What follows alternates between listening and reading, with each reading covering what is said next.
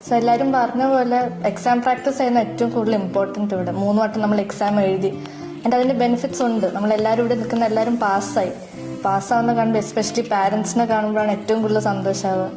നമ്മൾ ഇത്രയും hard work ഇതിൻ്റെ ബെനിഫിറ്റ്സ് കിട്ടി, പാസ്സായി. പിന്നെ വിസ്മയ്ക്കും കുറേ എക്സ്പീരിയൻസ് ഉണ്ടായിരുന്നു. എനിക്ക് എക്സ്പീരിയൻസസ് പറഞ്ഞാൽ ഞാനിവിടെ വരുന്ന അമിത വഴി അറിഞ്ഞിട്ടാണ് വരുന്നത്.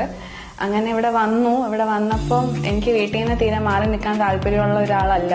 ഞാൻ കോട്ടയത്തു നിന്നാണ് വരുന്നത്. അപ്പം നല്ല ദൂരമുണ്ട്. അപ്പം ഇടയ്ക്കിടയ്ക്ക് വീട്ടിലൊന്നും പോകാൻ പറ്റത്തില്ല. അങ്ങനെയൊക്കെ ആയപ്പം പിന്നെ ഇത്തവണ എങ്ങനെയും പാസ്സാവാം എന്ന് ഡിറ്റർമിൻഡ് ആയിട്ടാണ് വന്നത്. എന്താ ചെയ്യേണ്ടതെന്ന് ഫസ്റ്റ് ഓഫ് ഓൾ അറിയത്തില്ലായിരുന്നു. അതിന് സാറുമാരൊക്കെ ഒരുപാട് ഹെൽപ്പ് ചെയ്തു. ഒരു 3 സെറ്റ് എക്സാംസ് ഉണ്ടായിരുന്നു.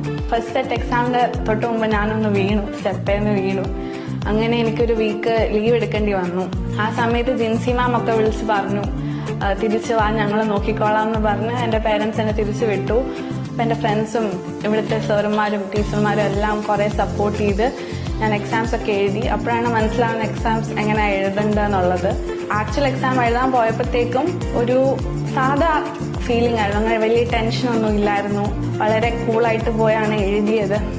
ബട്ട് സിയുടെ എക്സാം ആയതുകൊണ്ട് പാസ്സാവില്ല ഇല്ലയോ എന്ന് അറിയത്തില്ലായിരുന്നു. റിസൾട്ടിന്റെ ഡേ ഭയങ്കര നെർവസ് ആയിരുന്നു.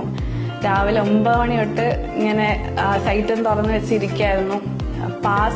ഞാൻ ആകെ നോക്കിയത് പാസ്സായോ എന്ന് മാത്രം, മാർക്ക് പോലും നോക്കിയില്ല. പാസ് എന്ന വേർഡ് കണ്ടാൽ ഞാൻ കരയാൻ തുടങ്ങി. അപ്പൊ ഉടനെ ചോദിച്ചു, നിന്റെ പേരാണോ ഒന്നുകൂടെ ഒന്ന് നോക്ക് എന്ന് ചോദിച്ചു. അങ്ങനെ പാസ്സായി. എല്ലാവരെയും വിളിച്ചു പറഞ്ഞു. എല്ലാവർക്കും ഒരുപാട് സന്തോഷം ഉണ്ടായിരുന്നു.